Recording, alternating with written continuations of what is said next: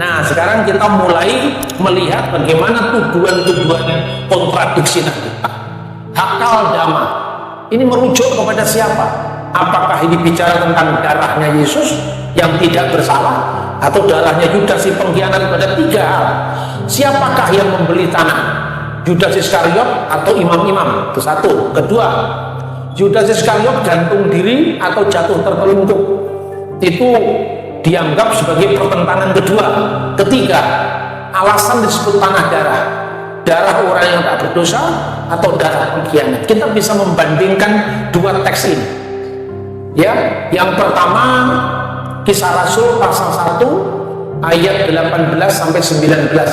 Yudas ini telah membeli sebidang tanah dengan upah kejahatannya, lalu ia jatuh tertelungkup dan perutnya terbelah hingga semua isi perutnya tertumpah keluar. Hal itu diketahui oleh semua penduduk Yerusalem, sehingga tanah itu mereka sebut dengan bahasa mereka sendiri Hakal Dama, artinya tanah darah. Sekarang bandingkan dengan Matius pasal 27 ayat 5 sampai dengan ayat 8. Maka ia melemparkan uang perak itu ke dalam bait suci, lalu pergi dari situ dan menggantung diri. Imam-imam kepala mengambil uang perak itu dan berkata, tidak diperbolehkan memasukkan uang ini ke dalam peti persembahan, sebab ini uang darah. Sesudah berunding mereka membeli dengan uang itu tanah yang disebutkan tanah tukang periuk untuk dijadikan tempat kuburan orang asing. Itulah sebabnya tanah itu sampai hari ini disebut tanah darah.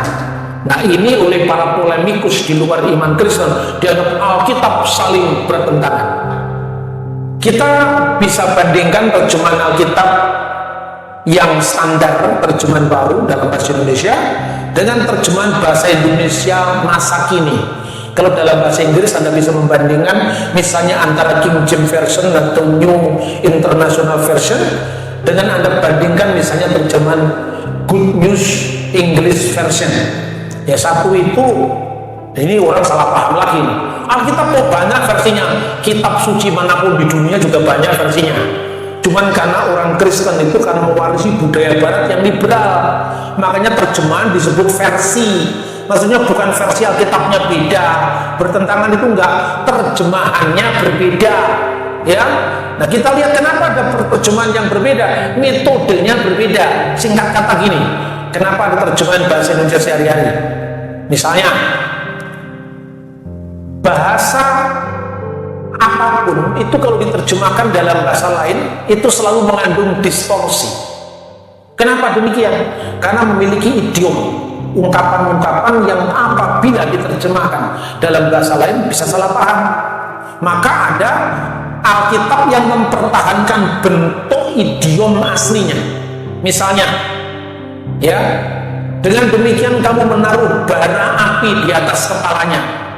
Itu ungkapan Israel kuno yang artinya mempermalukan diri sendiri. Maka diterjemahkan dalam bahasa Indonesia sehari-hari atau bahasa Indonesia masa kini, dengan demikian kamu akan membuat mereka malu dengan perbuatannya itu.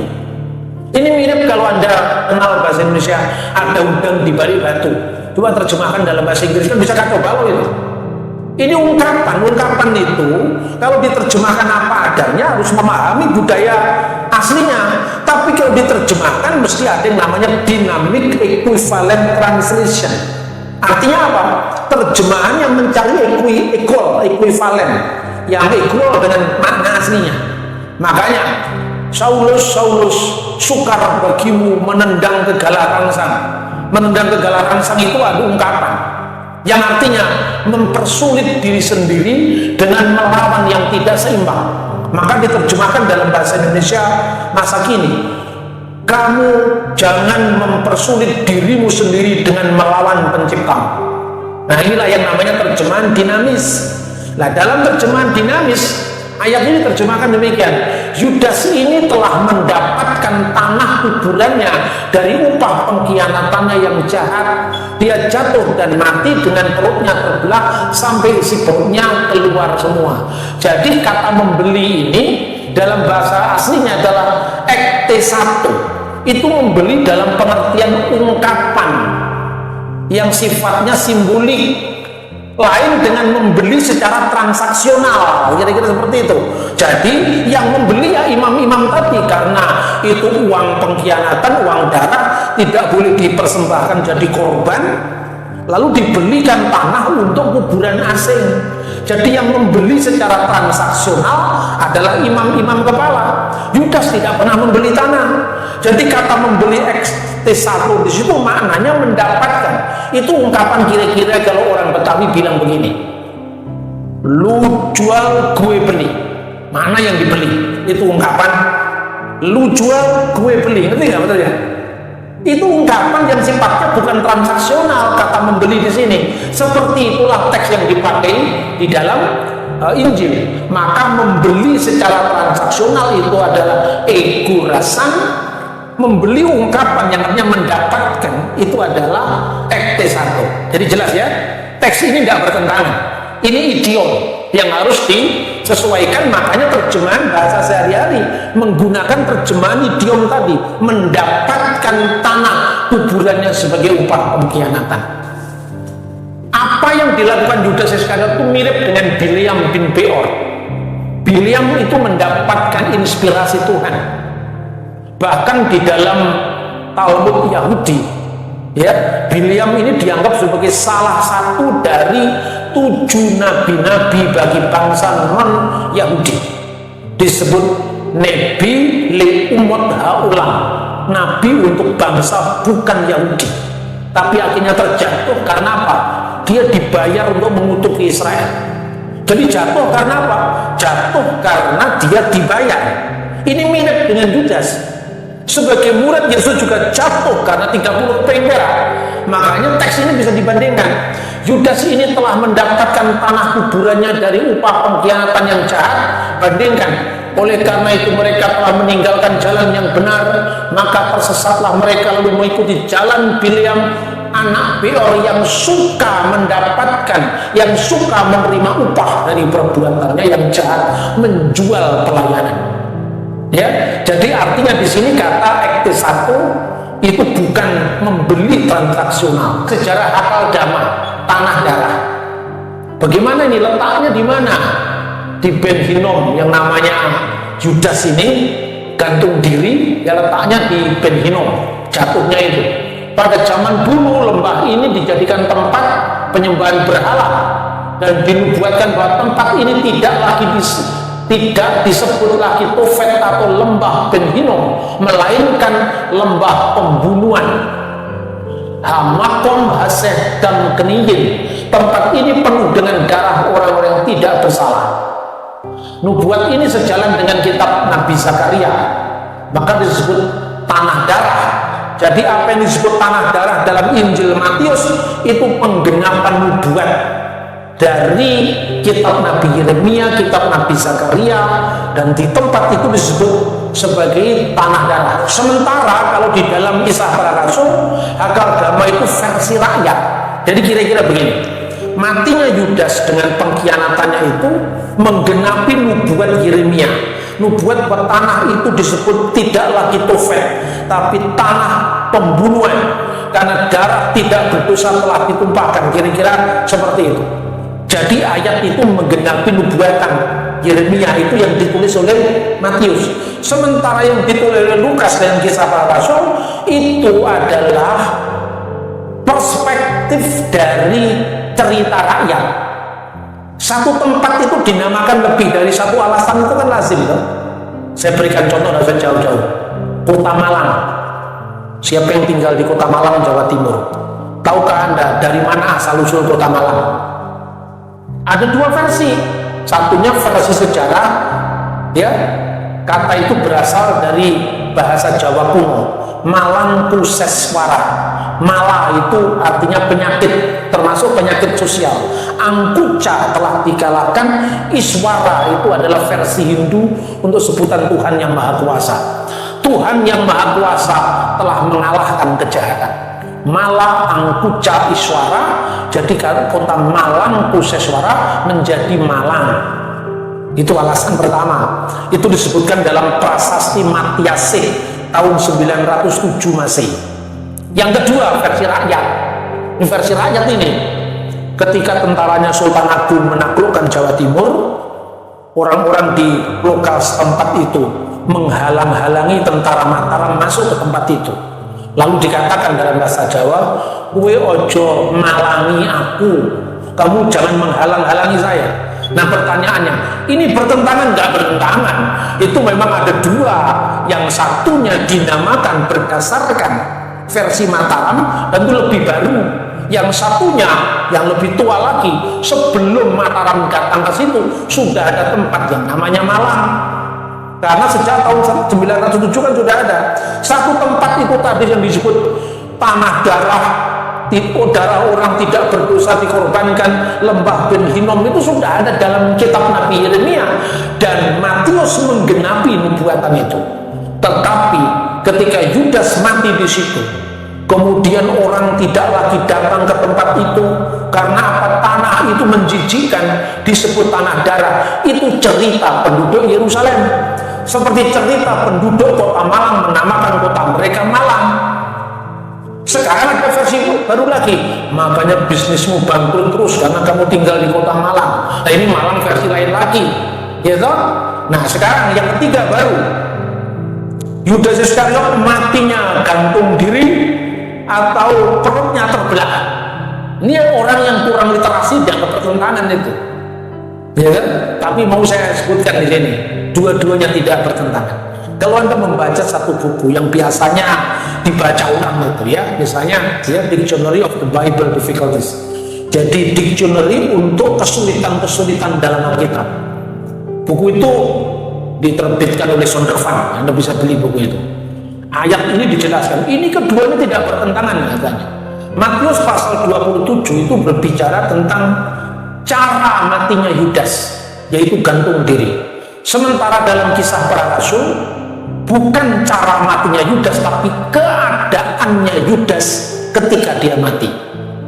Buku ini dibaca murid-muridnya Ahmad Didat dan sebagainya, lalu mengatakan, itu kan caranya orang Kristen mencari-cari pembenaran supaya nggak kelihatan Alkitabnya bertentangan. Sering orang mengatakan begitu.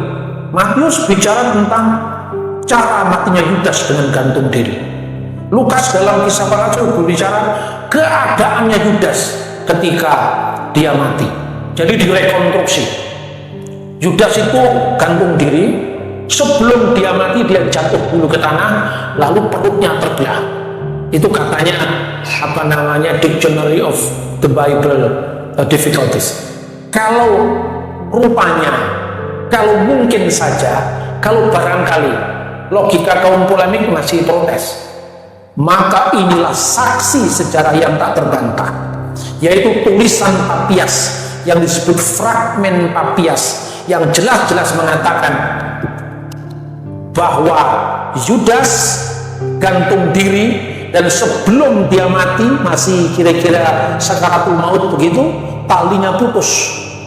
Nah, tempat jatuhnya Yudas itu, tempat yang disebut Hakal Dama itu adalah lembah yang sangat curam. Kira-kira kalau orang mati di sana dan dalam keadaan jatuh tertelungkup, isi perutnya sampai keluar semua. Ini tertulis di sini.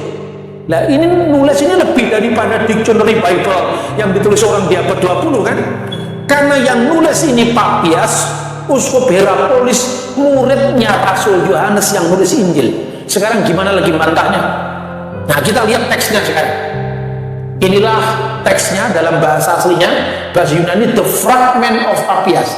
Catatan Papias muridnya Rasul Yohanes ini dilestarikan oleh Apollinaris dan Agustinus. Nah, Agustinus mengatakan apa?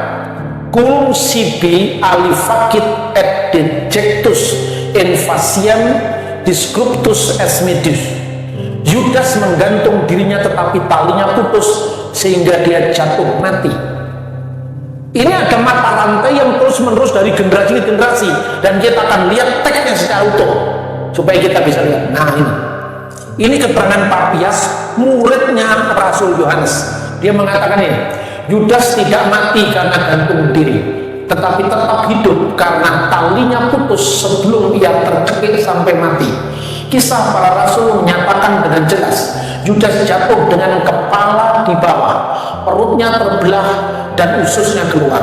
Papias, murid Yohanes, menceritakan hal ini lebih jelas dalam bab 4 eksposisi perkataan-perkataan Tuhan. Nah, ini kata-katanya. Yudas adalah contoh hidup celaka akibat kebejatan di dunia ini. Tubuhnya mengembang begitu rupa sehingga tidak dapat lewat melalui tempat ini, di mana sebuah kereta atau gerobak dapat lalu dengan mudah. Bahkan kepalanya yang mengembang tidak cukup. Seorang berkata bahwa kelopak matanya begitu membengkak sehingga tidak dapat melihat cahaya sama sekali. Sekalipun oleh seorang dokter yang menggunakan instrumen optik, matanya sedemikian tenggelam di bawah permukaan. Kemaluannya nampak begitu menjijikkan dan mengembang, tidak seperti orang lain.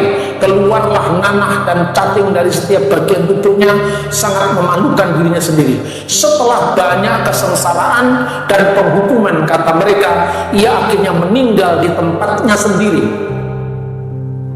Dan karena bau busuk, maka daerah itu ditinggalkan dan tidak dihuni sampai sekarang. Kenyataannya sampai hari ini orang tidak bisa lewat di tempat itu tanpa menutup dirinya, karena begitu banyak kotoran dan begitu luas penyebarannya ke tanah. Ini catatan kira-kira sebelum tahun 130-an, sebelum yang namanya Papias meninggal di Hierapolis di wilayah Turki sekarang. Dengan demikian jelas saudara-saudara bahwa apa yang tampaknya dinarasikan, diceritakan sebagai sebuah pertentangan, tapi ternyata dibuktikan itu bukan pertentangan dalam Alkitab. Saya ingin berbagi kepada saudara-saudara sekalian bahwa membaca Alkitab itu memang tidak mudah. Pertama, karena ada jarak waktu, jarak bahasa, dan jarak budaya. Jarak waktu, ya, karena jarak waktu yang begitu panjang, maka jangan-jangan kita mengalami apa yang seringkali terjadi dalam membaca sejarah, anakronisme. Anakronisme itu artinya dari kata ana, bahasa Yunani, yang artinya menolak. Kronos ini menjadi kata kronologi, urutan waktu. Nah, ini juga bahaya. Kenapa bahaya? Karena kita membayangkan 2000 tahun yang lalu berdasarkan sejarah kita sekarang. Akibatnya bisa salah paham. Satu contoh, kalau Anda membaca Injil-Injil, satu pihak mengatakan ketika malaikat menemui para perempuan di kubur, di mana posisi malaikat? Malaikat ada di atas batu. Versi yang lain atau ayat yang lain, malaikat di sebelah kanan. Nah, orang-orang yang tidak paham karena mengalami anakronisme sejarah mengejek Alkitab, mengatakan ini Alkitab tidak masuk akal, yang mengilhamkan Roh Kudus yang sama isinya saling bertentangan. Kalau Anda pergi ke Yerusalem bersama saya tunjukkan satu tempat. Tempat itu tempat di mana Yesus menangisi kota Yerusalem. Di tempat itu ada yang namanya Gilgal. Gilgal itu adalah bulatan batu untuk menutup kubur. Jadi kuburan di zaman Yesus itu jangan disamakan dengan kuburan orang Indonesia atau orang Australia. Kuburan kita ini kan di bawah tanah, kan, dipendem, kemudian dikasih penanda baik salib atau batu nisan, kan itu kan. Kuburan di zaman Yesus itu seorang dikafani, diletakkan di gua, ya artinya di lorong-lorong gua begitu, lalu digelindingkan batu yang namanya batu Gilgal untuk menutupi kubur itu. Makanya orang datang membawa rempah-rempah. Karena apa? Supaya itu untuk mencegah bau mayat tadi. Kalau sudah 1 hari, 2 hari, 3 hari kan sudah mulai baunya menyengat, kan. Bau rempah-rempah itu untuk keperluan bau mayat tadi supaya tidak menyengat. Nah, sekarang kalau Anda membayangkan kubur di zaman Yesus itu clear. Pertama, di atas batu atau di sebelah kanan. Pada saat para wanita itu melihat ke kubur, malaikat itu sudah menggulingkan batu, kan dikatakan.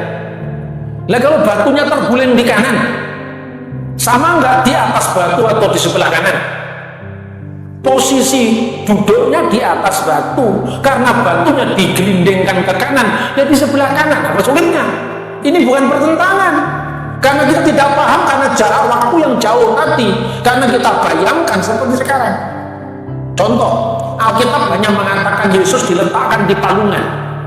Tapi karena gara-gara orang Barat memahami kandang di wilayah Eropa yang terbuat dari kayu. Aksesoris Natal kita menggambarkan ada kandang yang bentuknya seperti ini. Padahal di Timur Tengah kandang itu cerukan batu. Nah inilah jarak yang namanya jarak waktu yang panjang. Yang kedua jarak bahasa. Jarak bahasa itu bahasa yang dipakai di zaman Yesus. Sama-sama bahasa Yunani, tidak sama dengan Yunani sekarang. Nah Anda membaca King James Version aja sudah beda dengan membaca NIV. Benar tidak? Atau American Standard Version. Itu bahasa Inggris di zamannya King James kan beda. Apalagi 2000 tahun yang lalu bahasa Indonesia saja Anda lihat. Kalau dulu kita nyanyi Allah kita heran dan besar, coba pahami anak-anak sekarang. What is the meaning of heran dalam bahasa Indonesia sekarang, modern Indonesia sekarang? Heran itu artinya kok begini ya, kok bisa begini, masa Tuhan kok gampang heran. Tapi tahun 60-an ketika lagu ini dicipta, heran itu artinya dahsyat. Tuhan itu dahsyat. Besar itu bukan ukuran, tapi agung maknanya sekarang. Selidiki nyatakan segala perkara. Perkara waktu itu artinya perihal, menyelidiki segala sesuatu. Sekarang apa artinya perkara? Kasus artinya. Perkara perdata, perkara pidana. Benar apa tidak? Masa Tuhan suruh menyelidiki kasus pidana? Ngerti yang saya maksud? Itu karena jarak bahasa, jarak budaya yang ketiga, budaya perkawinan yang berbeda. Zaman Yesus misalnya, pertunangan itu sudah mengikat secara hukum. Sekarang pertunangan itu baru ta'aruf, saling mengenal, masih bisa batal kalau nggak cocok. Zaman Yesus pertunangan itu sudah menandatangani ketupat dengan membayar muhar. Muhar itu mas kawin, tapi belum boleh bercampur sebelum laki-laki itu menyiapkan rumah bagi pengantinnya. Nah, kalau Anda tidak paham pertunangan, dipahami pertunangan budaya Barat atau budaya Indonesia, Yusuf mau menceraikan Maria, padahal baru tunangan, benar nggak? Bagaimana tunangan kok mau diceraikan?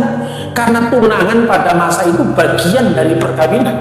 Sekarang tunangan itu di luar perkawinan. Pemasangan cincin nikah. Kalau sekarang tukar cincin itu pertunangan menjelang pernikahan. Zaman Yesus, cincin disematkan ke jari pengantin laki-laki ke pengantin perempuan, pengantin perempuan ke pengantin laki-laki, didampingi seorang rabi dan anggota keluarga. Itu saat perkawinan. Nah, jarak waktu, jarak bahasa, jarak budaya itu yang membuat kita cukup sulit mengerti Alkitab. Karena itu segala sesuatu ada ilmunya. Jangan mendengar Injil dari seorang artis yang hanya karena populer tapi tidak pernah belajar. Jangan mendengar Alkitab dari seorang yang bersaksi karena pengalaman hidupnya. Tapi kalau Anda mendengar kesaksian yang bagus, itu meneguhkan pengalaman tadi. Bisa jadi pengalamannya dia alami juga, karena Tuhan yang berkarya adalah Tuhan yang sama. Tapi kalau bertanya kepada teks ini, kenapa berbeda dengan ini? Apa artinya ayat ini dibandingkan ayat ini? Itu bagiannya para teolog, itu bagiannya para ahli teologi. Inilah caranya kita supaya gereja tidak mudah pecah belah. Karena apa gereja bisa pecah? Karena popularitas seseorang mengumpulkan massa banyak, ajaran yang tidak jelas. Mari kita selamatkan gereja kita, apapun aliranmu, tapi kita harus berangkat dari segala sesuatu itu profesional dan berdasarkan ilmu, bukan berdasarkan sekedar orang ini lagu viral, kita dengarkan dia dapat dari mana ilmunya itu. Makanya gereja menjadi rusak karena menyerahkan sesuatu bukan pada bidangnya. Kiranya Tuhan memelihara gereja kita dari segala mara bahaya, bencana, perpecahan, ya, pertikaian yang tidak menyehatkan tubuh Kristus, sehingga Injil tidak menjadi kesaksian bagi banyak orang untuk memahami jalan Tuhan. Tuhan memberkati kita.